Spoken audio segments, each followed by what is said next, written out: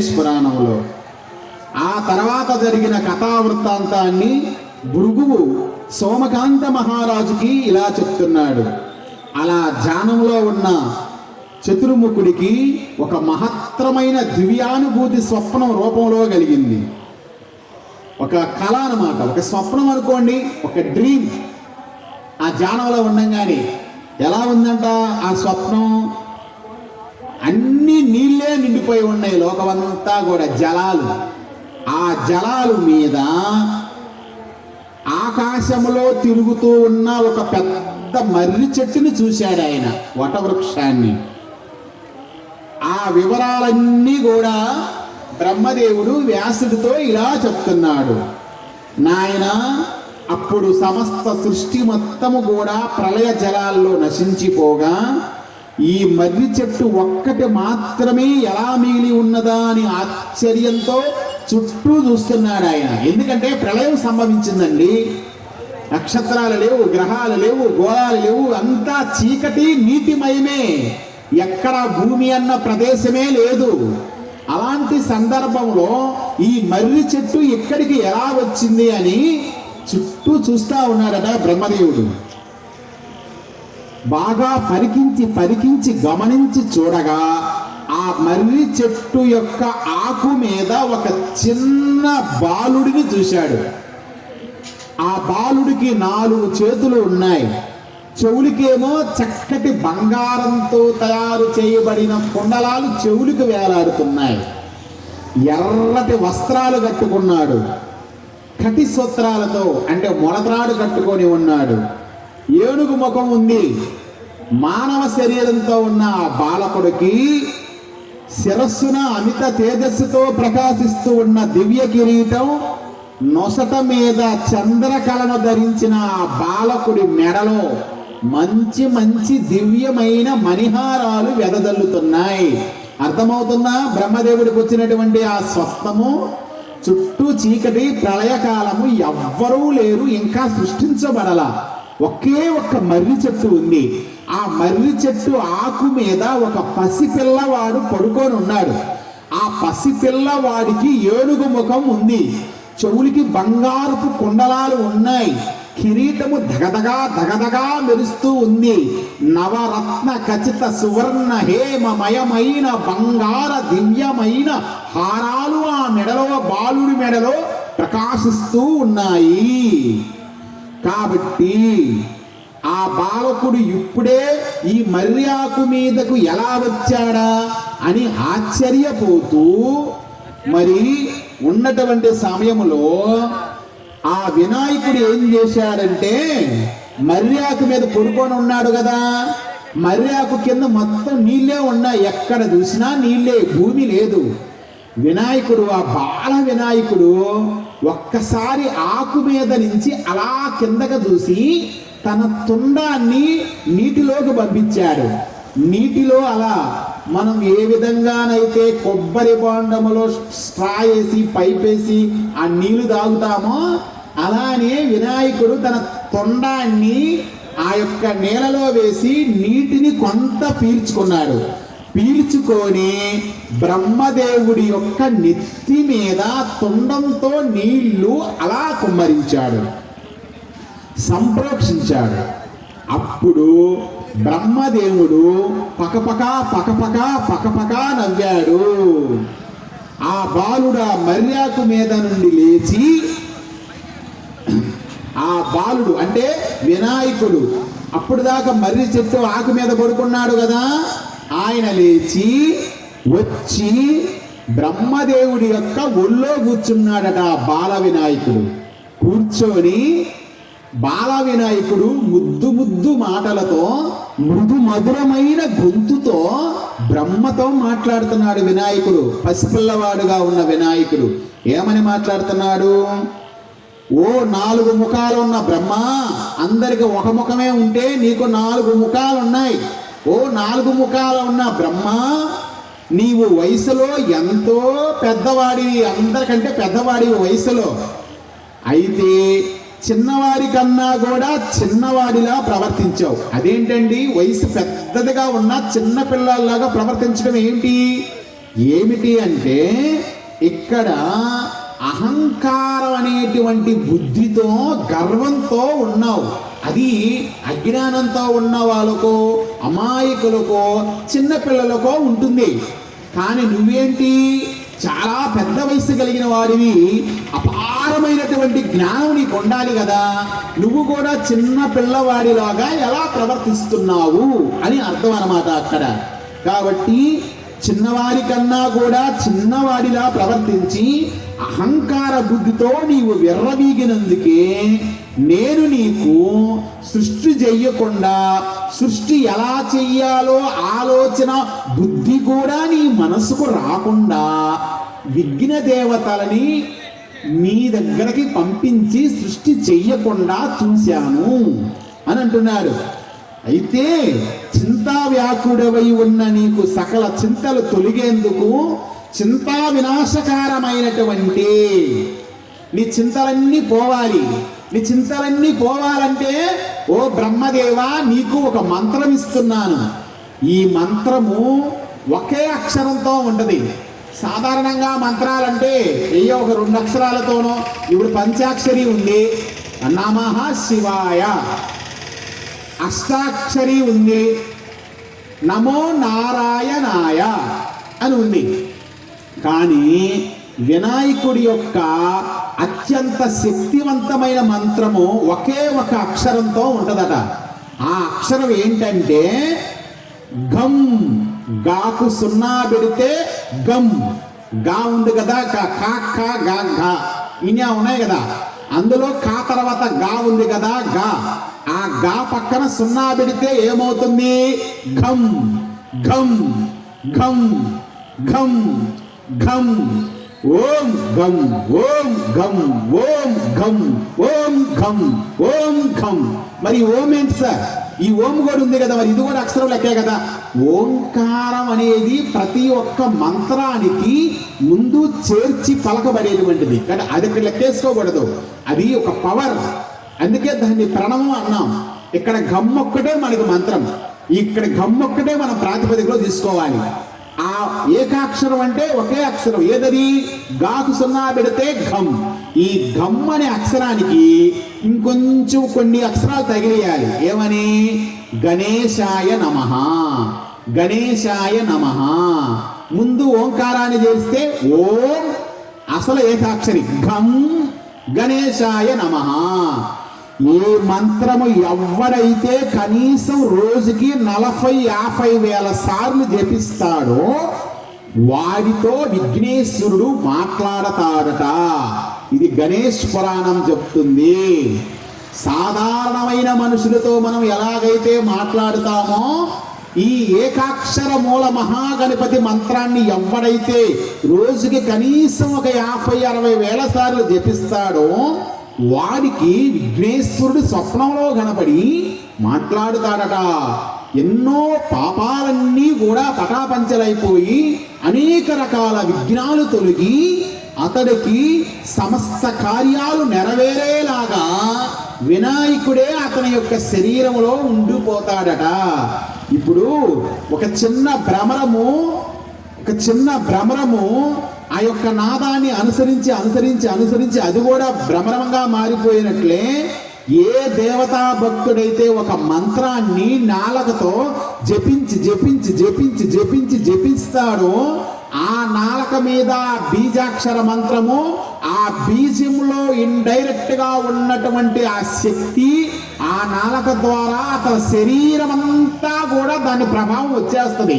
వచ్చేసి చివరికి ఆ మంత్రమే తానైపోతాడు, ఆ శక్తే తానైపోతాడు. ఆ శక్తి యొక్క మహిమ అలాంటిది. అలాంటి వాడు వెళ్తా ఉంటే వాడి చుట్టూ కూడా ఆ శక్తి అతనికి కాపలాగాస్తూ ఉంటుందన్నమాట. అంతటి గొప్పవి ఈ బీజాక్షర మంత్రాలు. బీజం అంటే విత్తనం, విత్తనంలో ప్రాణం ఉంటుంది కదా. అలానే ఆయా దేవతలకి ఆయా బీజాక్షరాలు ఉన్నాయి. ఆ బీజాక్షరాలలో ఒక్కొక్క దేవతకు ఉద్దేశించి ఒక్కొక్క బీజాక్షరం ఉంటది. వినాయకుడికి సంబంధించిన బీజాక్షరం ఏమిటి? గా, ఘం, ఘం, ఘం. ఆ ఘం ఘం ఘం ఘం ఘం ఘం అని నాలుక మీద ఎప్పుడైతే మనం జపిస్తామో అనంతమైనటువంటి విఘ్నేశ్వరుడు పవర్ అక్కడ రిలీజ్ అవుతా ఉంటది అనమాట, విడుదలవుతా ఉంటది. కాబట్టి ఓ బ్రహ్మదేవా, నీవు నా ఏకాక్షరి గణపతి మంత్రాన్ని నీకు ఉపదేశిస్తున్నాను. దాని పునశ్చరణ విధానంలో 10 లక్షలు జపించు. జాగ్రత్తగా వినండి. ఇక్కడ మనం ఏదైనా ఒక నామాన్ని మహా అయితే ఒక 10 సార్లు తలుచుకుంటాం రోజుకి, లేదా ఒక 20 సార్లు తలుచుకుంటాం.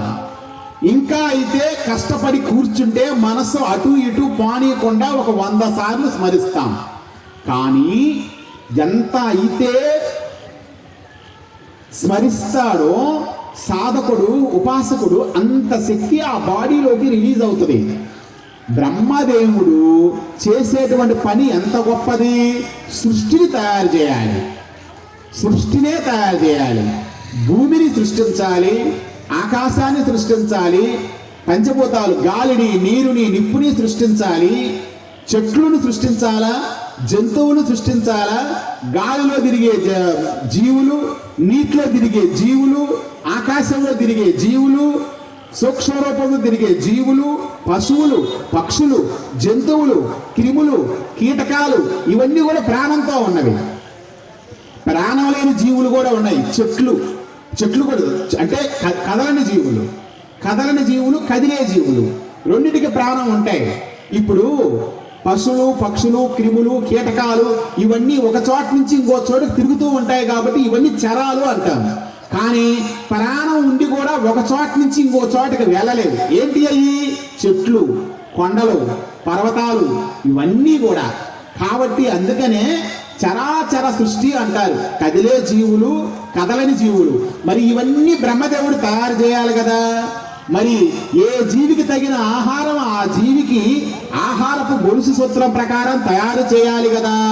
మరి ఇంత గొప్ప సృష్టి చేయాలంటే ఆయనకి గొప్ప ఎనర్జీ ఆయన బాడీలోకి రావాలి, కొంత గొప్ప శక్తి అతనికి రావాలి అంటే దానికి తగినటువంటి గొప్ప పరిపక్వ స్థితి అయినటువంటి తపస్సు తాను చేయాలి.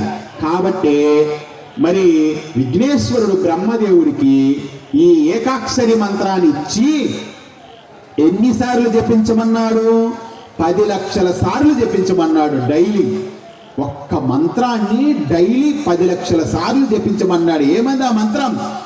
ఓం ఘం గణపతయే నమః, ఓం ఘం గణపతయే నమః, ఓం ఘం గణపతయే నమః అనేటువంటి ఆ మంత్రాన్ని ఆయన పునశ్చరణ విధానంలో మరలా మరలా మరలా మరలా జపించడం. 10 లక్షలు జపించు అన్నాడు. అప్పుడు నీకు నేను దర్శనాన్ని అనుగ్రహించి నీ అద్భుతమైనటువంటి సృష్టి తయారు చేయగలిగే శక్తి నీకు ఇస్తాను అన్నాడు. ఇదంతా కళ, ఇదంతా కళ. బ్రహ్మదేవుడు ఆ మర్రి చెట్టు కింద కూర్చొని ఉన్నప్పుడు, అక్కడ ఆయన కూర్చొని ఉంటే మర్రి చెట్టును వెతుకు వెతుకు వెతుకు అన్నాడు కదా ఆకాశవాణి.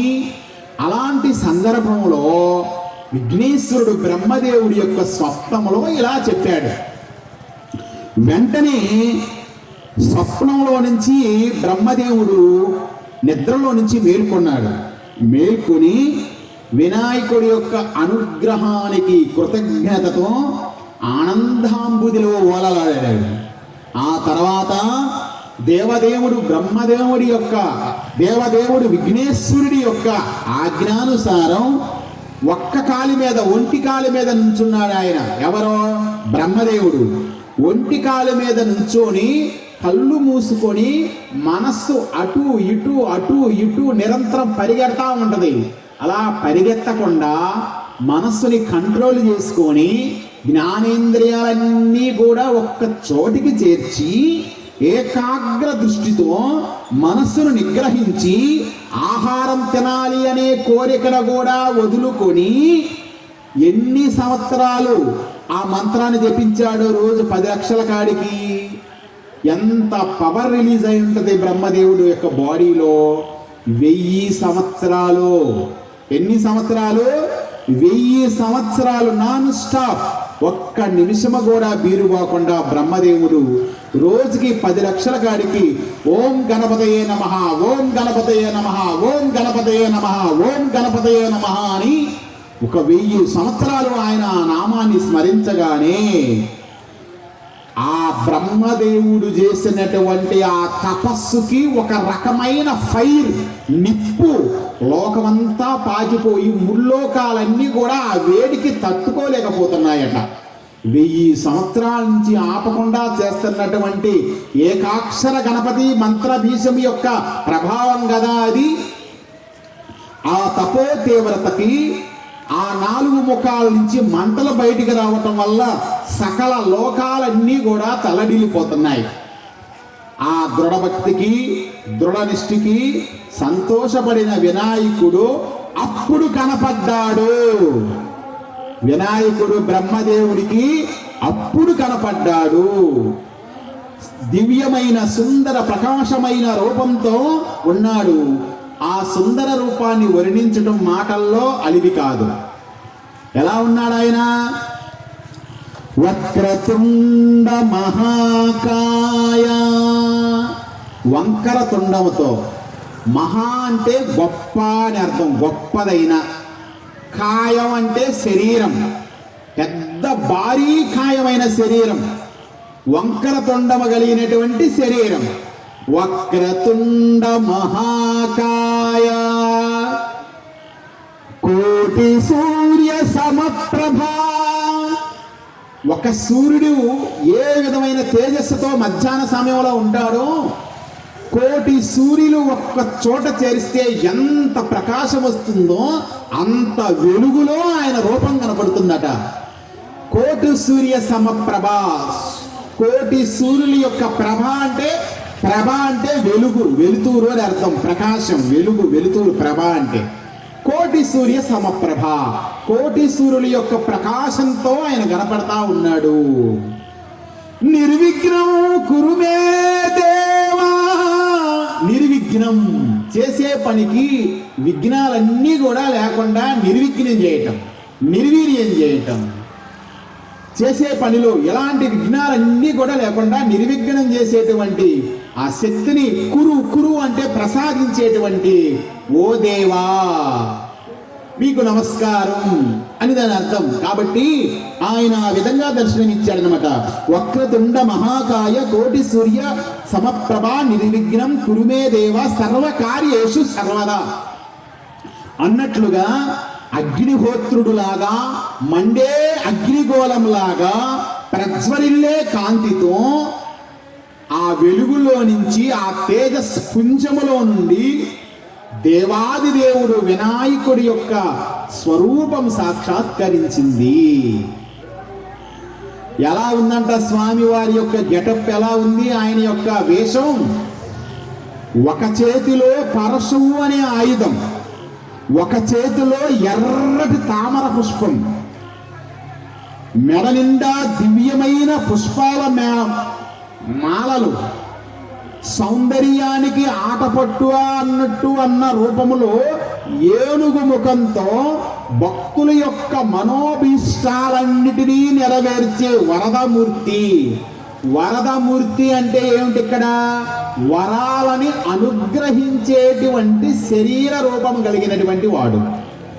అలాంటి వాడై సకల మానవుల, దేవతల, యక్ష, గరుడ, కిన్నెర, కింపురుష, సిద్ధ, సాధ్య, ఋషి, పరమహంస, యోగాది మహానుభావుల, గంధర్వ, సిద్ధ, సాధ్యుల యొక్క ఆటంకాలను, విఘ్నాలను నివారించే ఆ దివ్య మంగళ మనోహర మూర్తి కళ్ళు మిరిమిట్లు గొలిపే కాంతితో దర్శనమిచ్చాడట వినాయకుడు. ఆ కాంతిని బ్రహ్మదేవుడు తట్టుకోలేకపోతున్నాడు. ఆ వెలుతురు ముందు ఒక్క నిమిషము కూడా అక్కడ ఉండలేకపోతున్నాడు. ఆయన భయభ్రాంతుడైపోయాడు. అబ్బో, ఏమిటి ఈ తేజస్సు, ఏమిటి భయంకరమైన ఆకారం, ఆ వెలుతురు ముందు, ఆ వేడి ముందే మేము నిలబడలేకపోతున్నానే అని భయపడి బ్రహ్మదేవుడు సైతం గజగజ గజగజ గజగజ వణికిపోతుంటే, ఆ వెలుగులో ఉన్నటువంటి ఆ విఘ్నేశ్వరుడు బ్రహ్మదేవుడిని తల్లి బిడ్డను దగ్గరగా తీసుకున్నట్లుగా దగ్గరగా తీసుకొని నెత్తి మీద చెయ్యి వేసి మాడు మీద నుంచి తల వెనక భాగం మీదగా వీపు మీదగా అలా 3 సార్లు నిమురుతూ అభయమిచ్చి గజాననుడు బ్రహ్మదేవుడితో ఇలా మాట్లాడుతున్నాడు. ఏమంటున్నాడు? ఓ చతురానన, ఓ 4 ముఖాలు కలిగినటువంటి వాడా బ్రహ్మ, ఎందుకయ్యా భయపడతావు? నీ భయాన్ని వదిలిపెట్టు. నీకు ఇందాక ఒక స్వప్నం వచ్చింది. ఆ స్వప్నం అంతా కూడా నామాయే. నేనే ఆ స్వప్నంలో నీకు ఆ విధంగా సాక్షాత్కరించాను. ఆ స్వప్నంలో ఒక మంత్రం కూడా నీకు ఇచ్చాను, గుర్తుందా? గుర్తుంది స్వామి. ఏంటా మంత్రం? ఒక అక్షరం మంత్రం. గం గం గం గం గం గం. ఆ మంత్రం ఇచ్చింది కూడా నేనే. దాన్ని నిరంతరము నీ మనసులో ధ్యానిస్తూ ఉండు. ఇప్పుడు నాకు సౌమ్య రూపాన్ని అనుగ్రహంగా దర్శిస్తున్నాను, కోరుకో అన్నాడు. ఇక్కడ వినాయకుడు ఇప్పుడు దాకా ఉగ్ర రూపంతో కనపడ్డాడు. తర్వాత ఆ వెలుగంతా ఆయన మళ్ళా తీసేసుకున్నాడు, పరిహరించుకొని ఒక మామూలు ప్రశాంతమైన వదనంతో, ఒక మామూలు స్వరూపంతో సౌమ్యంగా శాంతంగా కనపడ్డాడు. కనపడి, ఏ బ్రహ్మ, చతుర్ముఖ, చతురానన, సృష్టికర్త, నీ మనసులో ఉన్న కోరిక ఏందో చెప్పుకోవయ్యా, అనుగ్రహిస్తాను. నీ సకల వాంఛితాలన్నీ అనుగ్రహిస్తాను. నీ మనసులో ఉన్నటువంటి కోరికలు ఏమేమి ఉన్నాయో అవన్నీ తీరుస్తాను అని అన్నాడు. ఆ విధంగా ఈ జరిగిన వృత్తాంతం అంతా కూడా సోమకాంతుడితో వివరిస్తూ భృగు మహర్షి ఇంకా ఈ స్టోరీని ఇంకా ముందుకు నడిపిస్తున్నాడు. ఓ రాజా, ఆ విధంగా కృపాలువైన వినాయకుడు, పరమానుగ్రహాన్ని పొందిన బ్రహ్మదేవుడు 4 శిరస్సులను ఆ దివ్య చరణాలకు తాకిస్తూ హృదయము నిర్మలమవగా గజానుని యొక్క అనుగ్రహ వాక్యాలకి పరమానంద భరితుడై ఇలా వరం కోరుకున్నాడు. బ్రహ్మదేవుడు వరం కోరుకుంటున్నాడు. ఏమనో చూడండి. ఏ మహానుభావ విఘ్నేశ్వర, నీకు ఆది అంతము ఏది లేదయ్యా. నిర్గుణుడవు అంటే నీలో సత్వగుణం ఉండదు, రజోగుణం ఉండదు, తమోగుణం ఉండదు. ఈర్ష్య, అసూయ, కామ, క్రోధ, లోభ, మోహ, మదం, మత్సరం, కుళ్ళు ఇలాంటివి ఏమీ ఉండవయ్యా నీకు ఓ విఘ్నేశ్వర. అదేవిధంగా వేదాలను, ఈ సృష్టిని విభజించిన వారమైనటువంటి ఓ కరుణాసింధు, నీకు నా యందు అనుగ్రహం కలిగితే ఒక్కటే కోరుతున్నాను నిన్ను. ఏంటంటే, నీ పాద పద్మముల ఎడచరణ సేవయు, నీ పాద పద్మముల ఎడ అనువరత దృఢ భక్తిని ప్రసాదించుమో మహానుభావ. హేరంబ గణపతి పాహిమా, హేరంబ గణపతి పాహిమా, పాహిమా.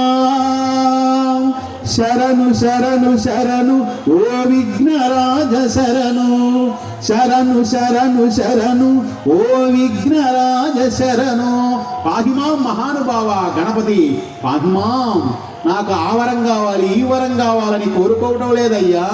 నీ పాద పద్మాలు ఉన్నాయే, నీ పాదాలు ఉన్నాయే, వాటి మీద ఎప్పటికీ తరగని అమితమైన దృఢమైన భక్తిని, శాశ్వత భక్తిని ప్రసాదింపమయ్యా, నాకు అదే పెద్ద వరం అన్నాడు బ్రహ్మదేవుడు విఘ్నేశ్వరుడితో. కాబట్టి ఓ కరుణాసింధు, నీకు నా యందు అనుగ్రహం కలిగితే ఎన్నడూ నీ పాదపద్మముల ఎడ విస్మృతి కలగని అచంచలమైన భక్తిని ప్రసాదించు అన్నాడు. తథాస్తో తథాస్తో తథాస్తో అని 3 సార్లు విఘ్నేశ్వరుడు బ్రహ్మదేవుడితో పలికాడు. ఆ తర్వాత బ్రహ్మ మరలా అన్నాడు, ఇప్పుడు నేను ఒక కోరిక కోరుతున్నాను చూడండి. 2వ కోరిక, స్వామి అదేంటంటే అది నా స్వార్థం కోసం కాదు. నువ్వు చెప్పావు కదా ఈ సృష్టిని చెయ్యమని. సృష్టిని చేసే శక్తి, సృష్టిని చేసే బుద్ధి, సృష్టిని చేసేటువంటి ధైర్యం మొత్తము కూడా నువ్వు నాకు అనుగ్రహించు స్వామి. అది నీ వలనే సాధ్యమవుతుంది. నువ్విచ్చిన దాని వల్ల మాత్రమే నేను ఈ సృష్టిని చేయగలుగుతాను అని అన్నాడు. నాకు దయతో సకల విఘ్న బాధల నుంచి విముక్తిని ప్రసాదించు అన్నాడు. ఇది మొదలు ఎప్పుడైనా నీ స్మరణతో ఆరంభించే నా యొక్క సకల కార్యములు సానుకూలమయ్యేటట్లు నిర్మలమైన బ్రహ్మజ్ఞానాన్ని పొందేలా కర్తవ్య నిష్టను, చివరలో మోక్షాన్ని అనుగ్రహించు అన్నాడు. ఇదేంటి, బ్రహ్మదేవుడికి కూడా ఆయుష్ అయిపోతుందా? ఖచ్చితంగా బ్రహ్మదేవుడికి కూడా ఆయుష్ అయిపోతుంది. అన్ని జీవులకి ఆయుష్ ఇచ్చేది ఆయనే, కానీ ఆయనకు కూడా ఆయుర్దాయం అనేది ఉంటుందన్నమాట. ఆయన యొక్క దివ్య వర్షముల లెక్కలో 100 సంవత్సరాలు ఉంటుంది. కాబట్టి ఆ చివరిలో నాకు మోక్షాన్ని ప్రసాదించు అని బ్రహ్మదేవుడు గణేశ్వరుని కోరుకున్నాడు. అప్పుడు వినాయకుడు ఏమంటున్నాడు, ఇతను అడిగిన మాట కల్లా తదాస్తో తదాస్తో తదాస్తు. తదా అస్తు అంటే అర్థం ఏమిటండి? అస్తు అంటే జరుగుగాక, జరుగుగాక, జరుగుగాక అని. తదా అంటే తత్, తత్ ప్లస్ అస్తు, తత్ ప్లస్ అస్తు. తత్ అంటే అది, అది జరుగుగాక. తదాస్తు అంటే ఏంటి? అది జరుగుగాక, అది జరుగుగాక. తదాస్తు తదాస్తు తదాస్తు. ఏమి జరుగుగాక? బ్రహ్మదేవుడు ఏమైతే వినాయకుడు కోరుకున్నాడో అది జరుగుగాక. తదాస్తు తదాస్తు తదాస్తు అన్నాడు. అలా తదాస్తులు బలికి ఒక్క సెకండ్లో విఘ్నేశ్వరుడు మాయమైపోయాడు బ్రహ్మదేవుడి యొక్క కళ్ళ ముందు నుంచి. మంత్రానుష్ఠానం సంపూర్తి అయిన సందర్భంగా ఆ దేవదేవుడు ఇక్కడ గమనించాలి, బ్రహ్మదేవుడు సృష్టి చేయటానికి ముందు విఘ్నేశ్వరుడి కోసం తపస్సు చేశాడు అనేది మనం గమనించుకోవాలి. కాబట్టి ఆ గజానునికి సకల శుభలక్షణములతో అలరాలేవారు, అనేక విధాలైన రత్నాభరణములతో ప్రకాశిస్తున్న వారు అయిన 2 దివ్య కన్యకలను దక్షిణగా సమర్పించుకున్నాడు. మంత్రానుష్ఠానం సంపూర్తి అయిన సందర్భంగా ఆ దేవదేవుడైన గజానునికి సకల శుభలక్షణాలతో అలరారేవారు, అనేక విధమైన రత్నాభరణాలతో ప్రకాశిస్తున్న వారైన 2 దివ్య కన్యకలని దక్షిణగా సమర్పించుకున్నాడు. చూడండి, బ్రహ్మదేవుడు తక్షణమే 2 కన్యలను పుట్టించి వినాయకుడికి అప్పచెప్పాడు. ఎవరండి ఆమె? ఆ 2 ఎవరు? వినాయకుడికి బ్రహ్మదేవుడు గిఫ్ట్ గా ఇచ్చాడు. ఎవరవా? ఒక ఆమె పేరు సిద్ధి, ఇంకొక ఆమె పేరు బుద్ధి. అందుకే అన్నాం సిద్ధి వినాయక శరణము శరణం, బుద్ధి వినాయక శరణం శరణం, సిద్ధి వినాయక శరణం శరణం, బుద్ధి వినాయక శరణం శరణం. సిద్ధి గణపతి, బుద్ధి గణపతి, మా గణపతి, మహాగణపతి. కాబట్టి సిద్ధి బుద్ధి అనేటువంటి 2 కన్యలని బ్రహ్మదేవుడు గణేశ్వరుడికి అర్పించాడు. అర్పించి ఆనందమంగళ కర్పూర నీరాజనం ఇచ్చాడనమాట. ఓకేనా? ఓ బొజ్జగణపయ్యని బంటూనేనయ్య ఉండ్రాళ్ళ మీదికి దండు పంపు, కమ్మని నెయ్యును కడు ముద్ద పప్పును భుజ విరగా దినుచును పొరలు కొనుచు. జయ మంగళం నిత్య శుభ మంగళం, జయ జయ మంగళం నిత్య శుభ మంగళం అని విఘ్నేశ్వరుడికి నీరాజనాన్నిచ్చి వినాయకుడికి 1000 పేర్లు ఉన్నాయండి.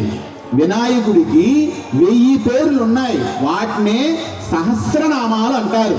ఆ సహస్రనామాలతో ఆయన అర్చించి ప్రదక్షిణాలు చేసి నమస్కారాలు చేసి ఇంకా ఏమన్నా మనసు ద్వారా కానీ శరీరం ద్వారా కానీ బుద్ధి ద్వారా కానీ ఏమైనా తప్పులు చేసింటే క్షమించు అని క్షమాపణ కూడా వేడుకున్నాడు బ్రహ్మదేవుడు.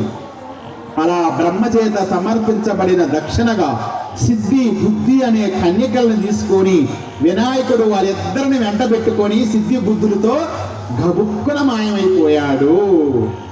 ఆ దేవదేవుని అనుగ్రహ విశేషము చేత బ్రహ్మ తిరిగి యథాప్రకారంగా ఈ సృష్టి మొత్తం సృష్టించాడు. ఇంతటితో 15వ అధ్యాయం సమాప్తం. బోలో గణేష్ మహారాజ్ కీ జై.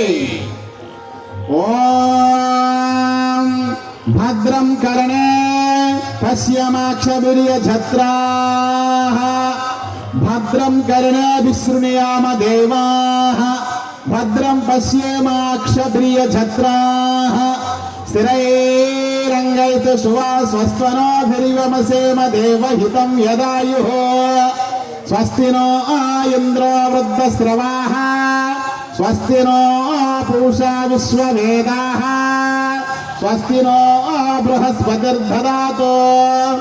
ఓం శాంతి శాంతి శాంతి. ఓం సర్వేషాం స్వస్తిర్భవతు. ఓం సర్వేషాం పూర్ణం భవతు. ఓం సర్వేషాం శాంతిర్భవతు. ఓం సర్వే జనాః సుఖినో భవంతు. సమస్త సన్మంగళాని సంతో లోకా సమస్త సుఖినో భవంతు. ఓం శాంతి శాంతి శాంతి. స్వస్తి.